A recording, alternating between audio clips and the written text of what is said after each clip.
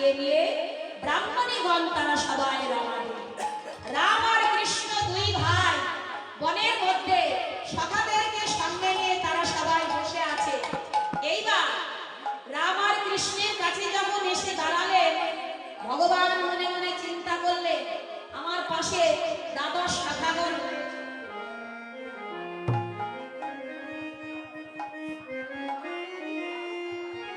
আমি যদি এদের সামনে এদের সেই ভগবত রূপী সেবা নেই, তাহলে সখাদের কাছে আমি ভগবান হয়ে যাব না, সখাদের কাছে সমান সমান ভাব দেখাতে হবে। তাই কি বললেন? তাই আজকে ভগবান শ্রীকৃষ্ণ ব্রাহ্মণীদেরকে বললেন, তোমরা সবাই অন্ন ব্যঞ্জনের থালা রেখে তোমরা সবাই নিজ নিজ গন্তব্যস্থানে যাও। কিন্তু তাদের ইচ্ছা ছিল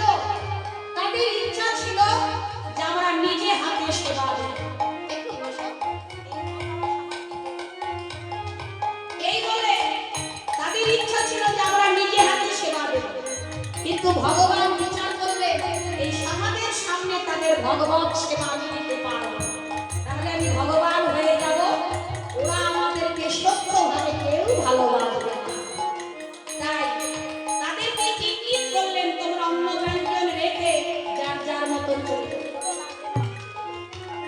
নয়ন ইঙ্গিত পাইয়া রসনা সব রাখি, নয়ন ইঙ্গিত পাইয়া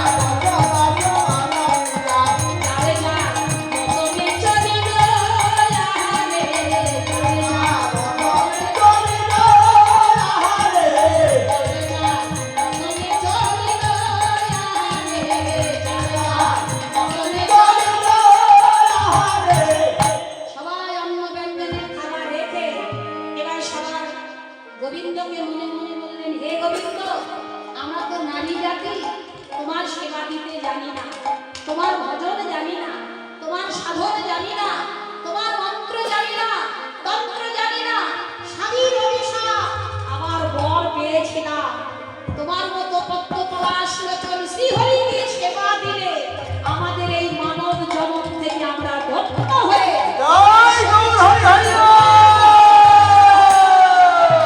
আবার প্রতি সেবা দিতে পারব।